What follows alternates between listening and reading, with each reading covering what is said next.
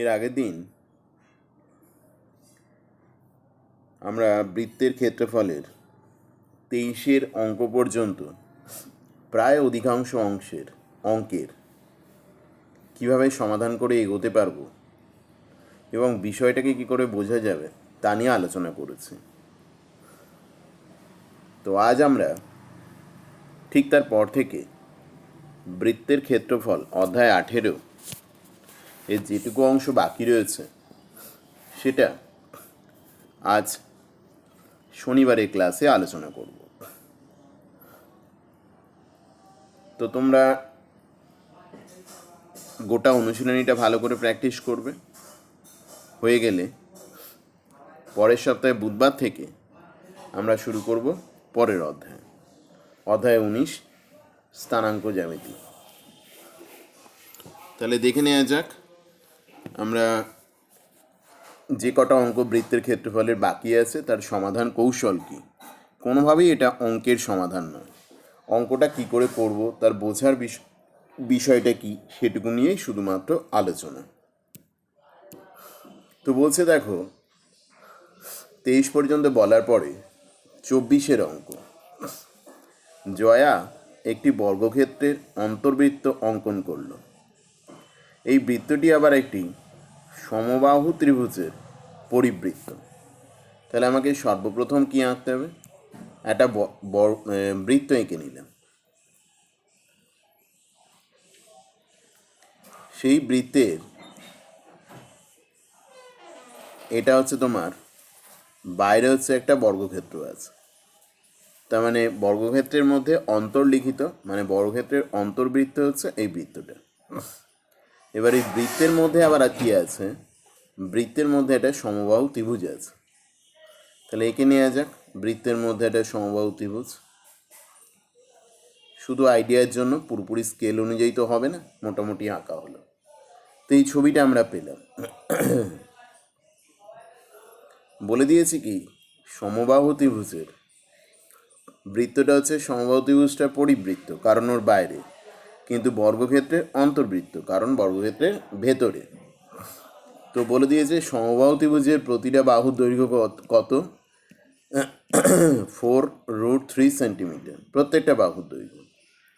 তাহলে এই বৃত্তের ব্যাসার্ধ কত হবে? আমরা যেটুকু এর আগের দিনের 23টা অঙ্কের থেকে শিখেছি যে এই সমবাহু ত্রিভুজ যদি এটা এবিসি হয়, উদাহরণ হিসেবে বলছে, তাহলে এবিসি ত্রিভুজের উচ্চতা যা হবে তার 3/2 হচ্ছে ওই পরিবৃত্তের ব্যাসার্ধ।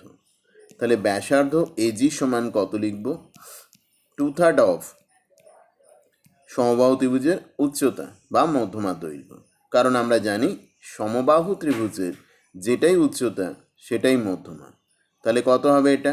√3/2 ইন্টু হচ্ছে বাহুর দৈর্ঘ্য 4√3 সেন্টিমিটার। তাহলে ক্যালকুলেশন করে কি পাবে দেখো, 2 এলিমিনেটেড হয়ে গেল। √3 আর √3 গুণ করে 3 পাবো, সেটা নিচের 3-এর সঙ্গে বাদ চলে যাবে, শুধু পড়ে থাকছে কি 4 সেন্টিমিটার দৈর্ঘ্যটা পড়ে থাকছে। তার মানে ওই ত্রিভুজের পরিবৃত্তটা ব্যাসার্ধ হচ্ছে 4 সেন্টিমিটার। তো বার করতে বলেছে বর্গক্ষেত্রের কর্ণ কত। ছবি থেকেই বুঝতে পারছো যেহেতু বর্গক্ষেত্রে অন্তর্বৃত্ত হচ্ছে এই বৃত্তটা, তার মানে এখানে বর্গক্ষেত্রের বাহুর দৈর্ঘ্য আর বৃত্তের ব্যাস সমান হয়ে যাবে। 4 সেন্টিমিটার যদি ব্যাসার্ধ হয় তাহলে বৃত্তের ব্যাস কত হবে? 2 × 4। এটা সমান হচ্ছে বর্গক্ষেত্রের একটা বাহুর দৈর্ঘ্য।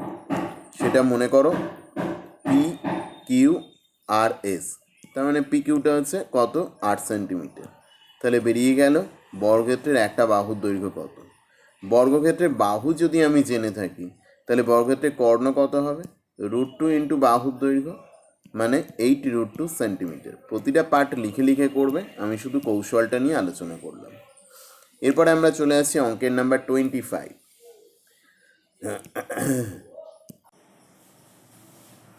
25-এর কি অঙ্কে বলা হয়েছে দেখো, সুমিত একটা তারকে দুটি সমান অংশে কাটলো। একটা অংশকে বর্গাকার, অপর অংশকে বৃত্তাকারে বাঁকালো। তার মানে দুটোরই কিন্তু পরিধি আর পরিসীমা সমান। বৃত্তাকার তারটি বর্গাকার তারটির থেকে 33 বর্গ সেন্টিমিটার জায়গা বেশি নিয়েছে, তাহলে তারটির প্রকৃত দৈর্ঘ্য কত? তো এটা আমাকে কি করে বার করতে হবে দেখ। তো বলছে দুজনের ক্ষেত্রফলের ডিফারেন্সটাও বলা আছে। তো আমি ধরে নিচ্ছি তারটার দৈর্ঘ্য হচ্ছে, এই গোটা তারটার দৈর্ঘ্য যে কোনো কিছু একটা ধরে নাও, ধরো 2x সেন্টিমিটার।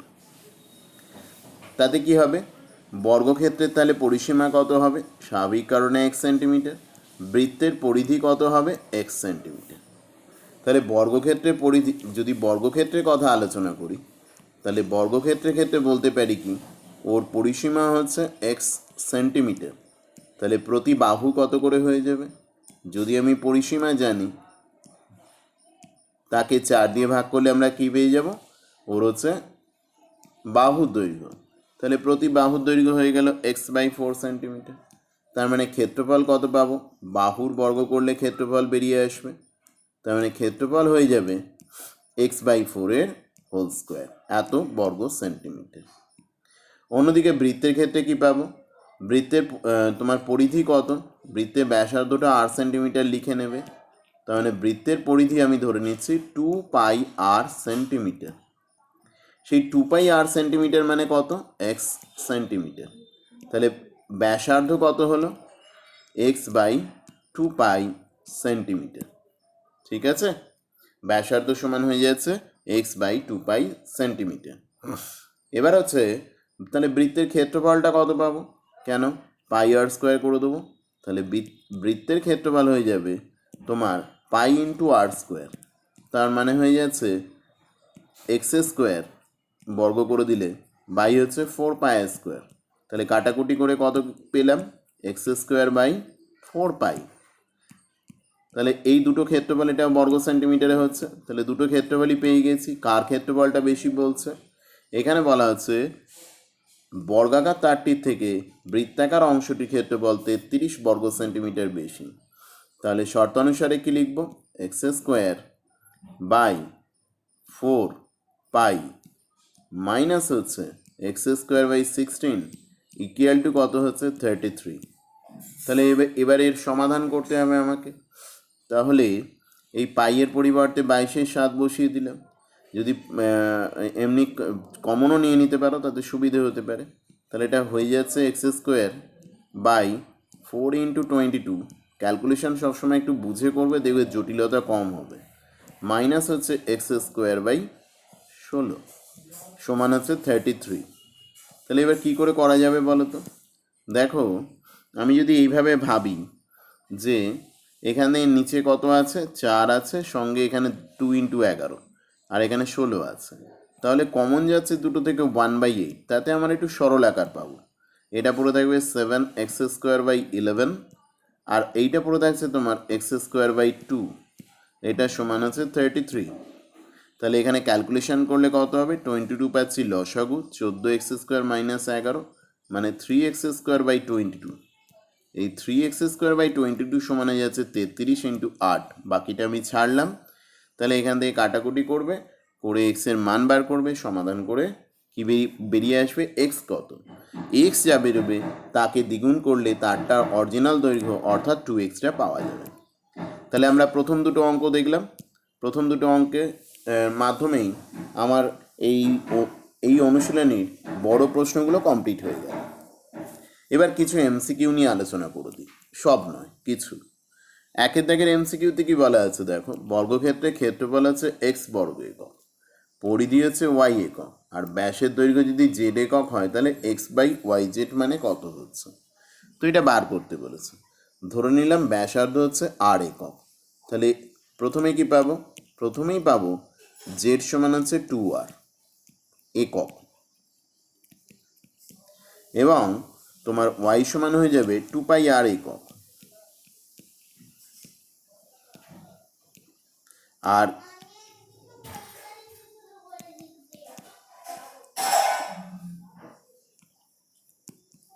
এবং তোমার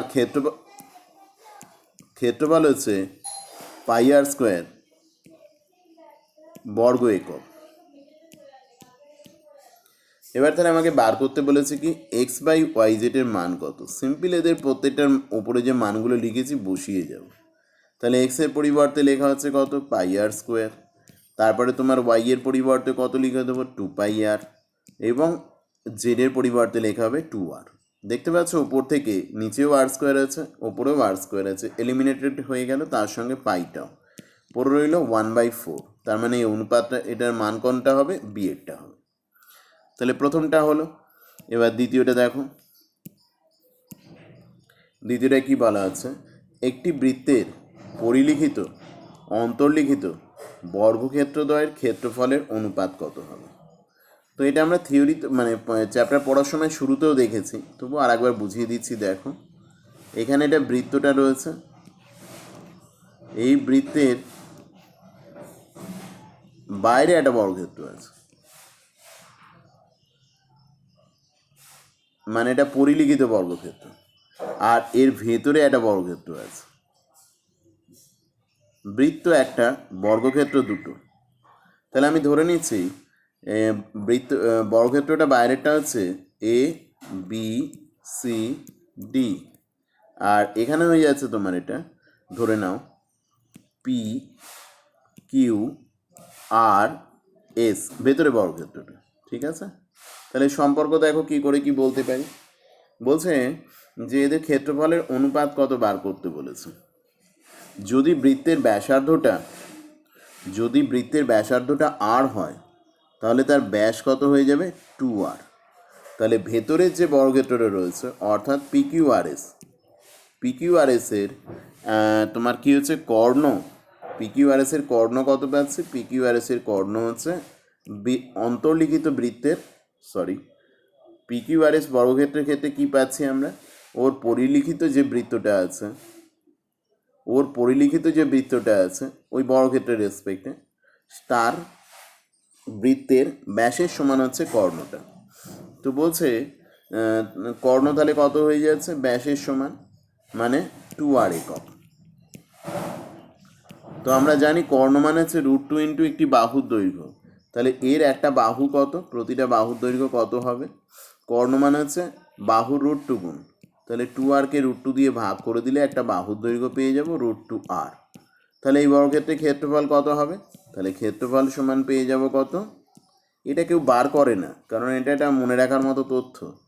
মানে তোমার অন্তর্লিখিত বর্গক্ষেত্র, বহির্লিখিত সমবাহু ত্রিভুজের ক্ষেত্রে তোমার হচ্ছে অন্তর্বৃত্ত পরিবৃত্তের ক্ষেত্রফলের অনুপাত। তো এমসিকিউর ক্ষেত্রে মনে রাখতে পারলে খুব সহজ, নালে করে রাখাটা বড় অঙ্কের ক্ষেত্রে যথেষ্ট। তাহলে এর ক্ষেত্রফল কত হবে, √2 ইন্টু আর এর হোল স্কোয়ার, এত স্কোয়ার ইউনিট মানে বর্গ একক। এবার বলছে আমি চলে আসছি বাইরের এবিসিডির ক্ষেত্রে চলে আসছি। তো এবিসিডির ক্ষেত্রে যদি বলি, বর্গক্ষেত্রের ক্ষেত্রে বলি, বৃত্তের ব্যাসটা কত, বৃত্তের ব্যাসটা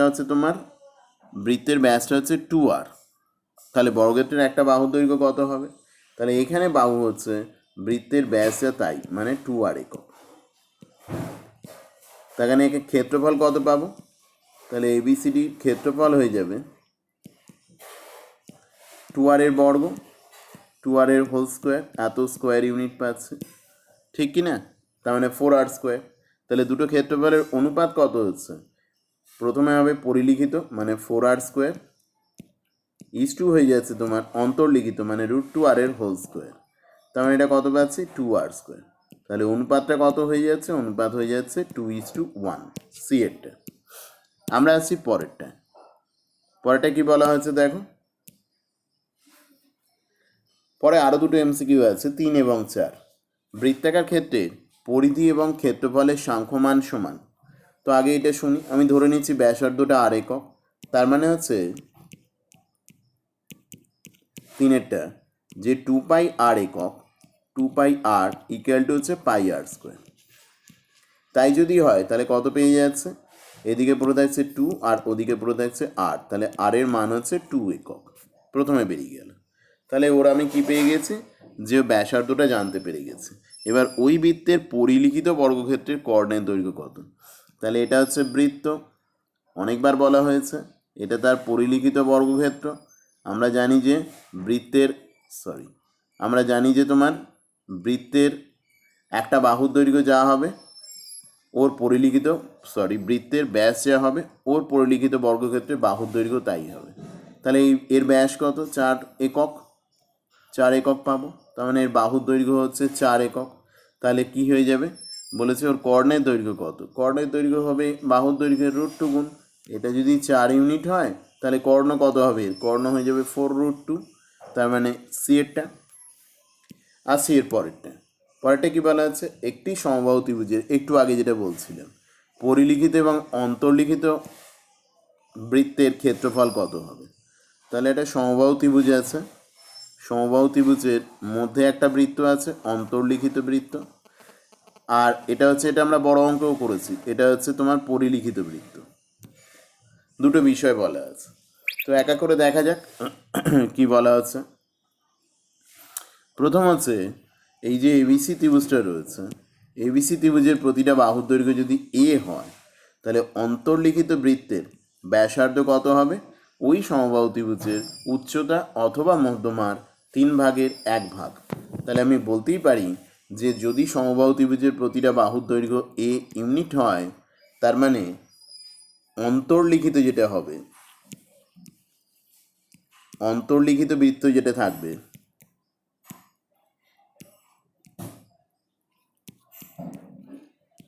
অন্তর্লিখিত বৃত্তের ক্ষেত্রে কি হয়ে যাবে? অন্তর্লিখিত বৃত্তের ক্ষেত্রে কি পাবো? যে ওর ব্যাসার্ধ কত হবে? এটাকে ছোট হাতের আর ভরে ধরছি, ছোট হাতের আরের মান কত পাবো? ওর উচ্চতা যা হবে মানে √3a/2 তার 1/3। তাহলে ক্যালকুলেশন করে কত বেরোচ্ছে? a/2√3 ইউনিট, একক। আমি মুখে কি বলছি সেগুলোর দিকে একটু নজর দেবে, সব কিছু এখানে লেখার সুযোগ আমি পাচ্ছি না, তো সেইটা খেয়াল করে করবে। তাহলে ওর ব্যাসার্ধ জানতে পেরে গেছে। এবার পরিলিখিত যে বৃত্তটা আছে তার কথা যদি যাই, তাহলে পরিলিখিত বৃত্ত, তার ব্যাসার্ধ বড়, আমি এটা ক্যাপিটাল আর দিয়ে ধরেছি। তাহলে পরিলিখিত বৃত্তের ক্ষেত্রে কি হবে? বলছে পরিলিখিত বৃত্তের পুরো উল্টো হবে। মধ্যমার কত অংশ হবে? এটা 3/2 ভাগ। তার মানে উচ্চতা যদি √3a/2 হয়, ঠিক তার আগেরটার ব্যাসার্ধের ঠিক কী হয়ে যাবে? দ্বিগুণ হয়ে যাবে। এটা মাথা রাখলেও যথেষ্ট। এখানে 1/3 ছিল, এখানে 2/3 আছে, এটা মাথা রাখলেই যথেষ্ট, এত ক্যালকুলেশনের দরকারই নেই। তাহলে এটা কাটাকুটি করে কত পেয়ে যাব? a/√3। তাহলে আমি যদি মাথায় রাখতে পারি অন্তর্লিখিত সমবাহু ত্রিভুজের অন্তর্লিখিত বৃত্তের ব্যাসার্ধের দ্বিগুণ হয় পরিলিখিত ব্যাসার্ধ, তাহলে ক্ষেত্রফলের অনুপাত কত হয়ে যাবে? ক্ষেত্রফলের অনুপাত হয়ে যাবে 4:1। ব্যাসার্ধের অনুপাত যদি 2:1 হয় তাহলে ক্ষেত্রফলের অনুপাত হয়ে যাবে 4:1। বর্গ আছে, তো এইভাবেও ভাবতে পারো এমসিকিউয়ের জন্য। আমরা আসছি ছোট প্রশ্নে। ছোট প্রশ্নের প্রথমে কি আছে দেখো, বলছে একটি বৃত্তের ব্যাসার্ধ 10% বৃদ্ধি করা হয়েছে, তাহলে বৃত্তাকার ক্ষেত্রে ক্ষেত্রফল শতকরা কত বৃদ্ধি পাবে? ভালো, তো দেখো কি করে করা হচ্ছে। তো ধরলাম প্রাথমিক ব্যাসার্ধ, মানে শুরুতে ব্যাসার্ধ কত ছিল? কেউ 100 ধরে করে, আমার মনে হয় না করাটাই ভালো, কারণ নিচু ক্লাস নয়, তো হঠাৎ করে ব্যাসার্ধ 100 ধরে না ধরাই ভালো। তাহলে এখন ব্যাসার্ধ কত হচ্ছে? তাহলে এখন ব্যাসার্ধ হয়ে যাচ্ছে তোমার 10% বেড়ে গেছে, অর্থাৎ যেটা 100 ছিল সেটা 110 হয়ে গেছে। তাহলে আরটা কত হয়ে গেছে এখন? 110/100, এত একক। তার মানে কত হয়ে গেল? 11r/10 ইউনিট, এত একক পাচ্ছে। তাহলে ক্ষেত্রফল বেড়েছে কতটা? কেন ক্ষেত্রফল কত বেড়েছে? এখন ক্ষেত্রফল এই ব্যাসার্ধ বেড়ে গেছে 11r/10 তার হোল স্কোয়ার, তার মানে এটা এখনকার ক্ষেত্রফল। আগে ক্ষেত্রফল কত ছিল? πr²। তার মানে এটা হচ্ছে ক্ষেত্রফলের বৃদ্ধি, ঠিক কি না? কতই বেড়েছে? πr² বেড়েছে। একে কত বেড়েছে? πr²। 100-এ কত বেড়েছে? × 100%, একেবারে বেরিয়ে চলে আসবে। তো সব রাশিগুলোর মধ্যেই πr² আছে, আমি সরাসরি বাদ দিয়ে লিখছি। তাহলে প্রথমে পড়ে থাকবে এখানে প্রথম অংশে r²/100, তারপরে হচ্ছে এখানে 1 আর নিচে 1 × 100%। r² পড়ে থাকবে না, ভুল লিখেছি। তার মানে এটা হয়ে যাচ্ছে 11 বর্গ 121 পড়ে থাকবে। ঠিক আছে, কাটাকুটি করে এটা হিসেব টিসেব করে কত পাবে বুঝতেই পারছো, 21%, 21% হয়ে যাবে। আচ্ছা, এবার বলছে বৃত্তাকার ক্ষেত্রে পরিসীমা 50% বৃদ্ধি করলে তো ক্ষেত্রফল শতকরা কত বৃদ্ধি পাবে? তোমরা একটু খেয়াল করলেই বুঝতে পারবে।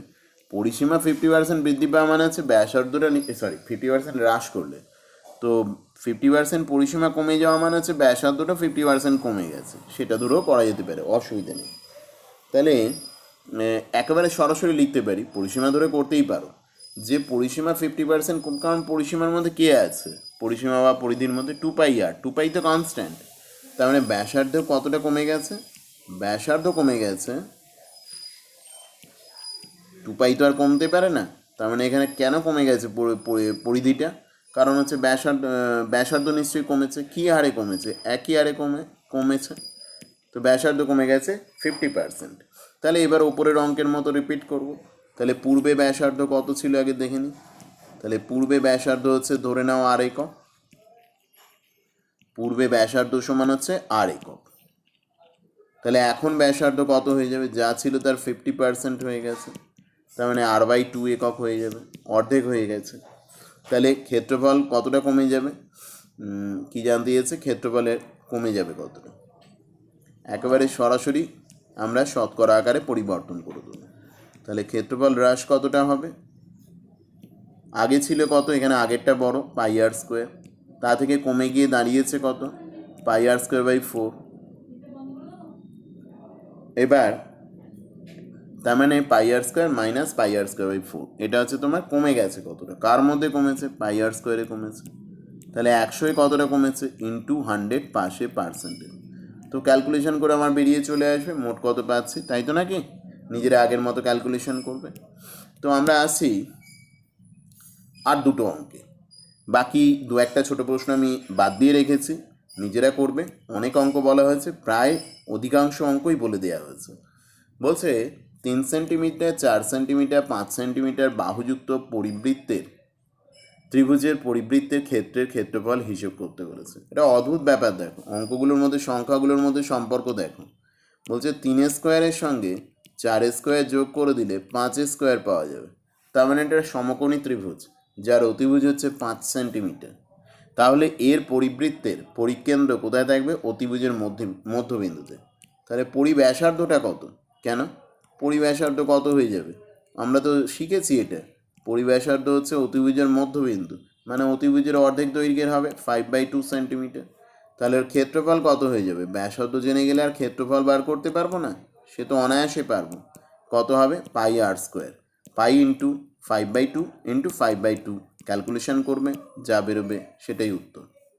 তো এই অনুশীলনীর লাস্ট অঙ্ক, আজকের আলোচনার শেষ অঙ্কে বলছে সমবেদযুক্ত একটি টিনের পাত থেকে 3টি বৃত্তাকার চাকতি কেটে নেওয়া হবে, এদের ব্যাসের দৈর্ঘ্যের অনুপাত দেওয়া আছে, ওজনের অনুপাত কত হবে। দেখো কোথাও মোটা কোথাও সরু নয়, তাহলে যার ক্ষেত্রফল 10 বর্গ সেন্টিমিটার, তার ওজন যদি 100 গ্রাম হয়, তাহলে যার ক্ষেত্রফল 20 বর্গ সেন্টিমিটার, তার ক্ষেত্রফল ঠিক 200 গ্রাম হবে, মানে ক্ষেত্রফল আর ওজন একই অনুপাতে চেঞ্জ হতে থাকবে। তাহলে আমি এখান থেকে ওজনের অনুপাত কী করে বার করব, ক্ষেত্রফলের অনুপাত করে দেবো। তাই এদের ক্ষেত্রফলের অনুপাত কত হবে, তোমার ব্যাসার্ধের অনুপাত থেকে বার করতে হবে, ব্যাসের অনুপাত মানেই তো ব্যাসার্ধের অনুপাত, প্রত্যেককেই তো 2 দিয়ে ভাগ করব।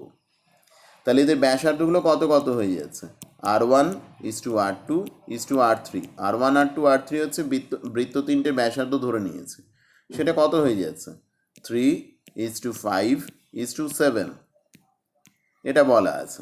এবার তুমি একটা কাজ করতে পারো, r1 সমান ধরে নিলাম 3k, কে একটা বাস্তব ধনাত্মক ধ্রুবক সংখ্যা, r2 মানে কত হচ্ছে 5k এবং not equal to 0, R r3 মানে কত হয়ে যাচ্ছে 7k।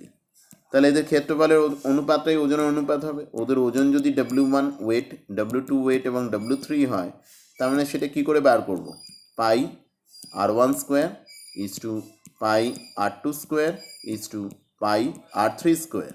তো বলছে এই যে পাইগুলো তো এমনিতেই এলিমিনেট হয়ে যাচ্ছে, তার মানে ওই 3k² মানে 9k², তারপরে হচ্ছে 5k² মানে 25k², আর হচ্ছে 49। তো এখানে আমি k² লিখিনি, পরের লাইনে বাদ যাবে বলে। তো এইভাবে গোটা অনুশীলনীটা একটা ভালো অনুশীলনী, সমাধান করো, সমাধান করে অনুশীলন করো, অনুশীলনটা বেশি করে গুরুত্বপূর্ণ, অনুশীলন করে আমাকে পাঠাবার কথা বলিনি। তো আর এটা আশা রাখবো বেশি সংখ্যক ছেলে এটা দেখবে এবং পরের দিনের ক্লাসে যে অঙ্কগুলো করতে দেবো বুধবারের ক্লাসে, সেগুলো বেশি জন করবে, এই আশাটা রেখে আজকের মতো বন্ধ করছি।